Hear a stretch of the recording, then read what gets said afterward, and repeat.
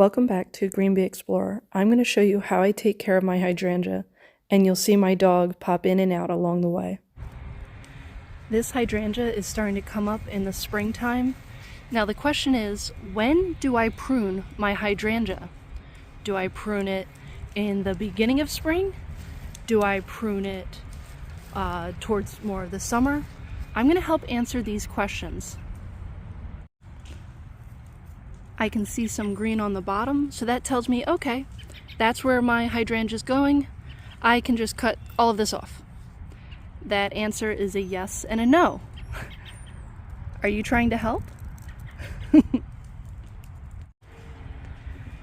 Here's another one of my hydrangeas, and this one I treated a little different too. You can see it has the green foliage coming up from the bottom, but also look that it has some green right there and some green up here. One thing I did in my last season was I had branches here that were extremely weak, and their flowers died right away. So what I did was I actually cut them down to the bottom. They wouldn't have been able to hold themselves up, but as you can see with these, they're holding themselves up pretty well. Now these ones, kind of example, you can see they weren't holding themselves up well, but I was giving them a chance. But let me show you. I cut these down, and that little bud right there, really, it's not gonna make it. It died. But everything below it is coming back. Over here, I left this weaker one alone, and what happens is it's starting to grow a little bit of leaves and foliage there, but also look right here. Here comes some more. And right here, you think, okay, another one's gonna pop up. Let me get a better, there we go. But this is all dead. That's not gonna come back. So for this particular one, I'm gonna come all the way down and cut just before this little bit of green right here. If I wanted to, I could even cut right there. But most likely, this particular branch will not produce any flowers. But coming up here, you can see that my stronger branch has 1, 2, 3, 4, 5, even a little bit more up here. This one is going to end up blooming up here. So I am not going to trim any of this right here. This is all staying so I can enjoy some blooms. What I will do is snip that little bit of top foliage right where the flower is, right there. Same thing here. I'm going to snip it right there. See that little bit of green?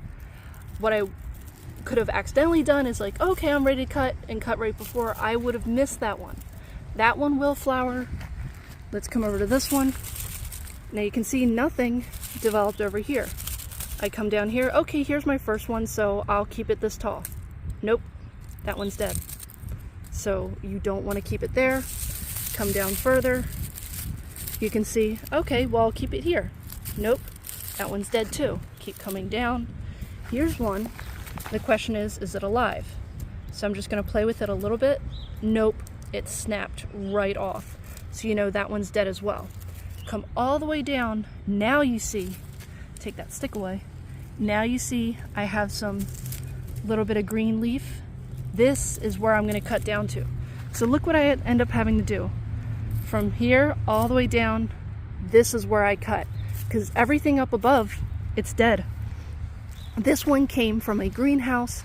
That's why it was so weak. I will probably only get a few flowers from this one. That's the catch. When you buy them from greenhouses, when they're not established and they're, you know, very manipulated, you won't always get the next season of blooms unless they have a really strong, you know, base to them. But next year, this one will bloom like crazy. This one in particular, I do have sitting underneath a tree. It's under a pine tree and a maple tree and another pine tree. Now what's great about this is the pine trees create a really acidic soil. That acidic soil is going to help this create beautiful blooms, blue blooms. This particular hydrangea is going to face a little bit of morning sun, just a peek, because you can see the tree is shading a lot of it from the sun. Then it's going to get a lot of midday sun, and then as the sun travels over, it'll start getting shade again from this pine tree. But my other hydrangea over here, let me show and talk to about it as well. This hydrangea is almost going to get all day sun. It'll get a little bit of shade in the morning and then face the rest of the day in the sun.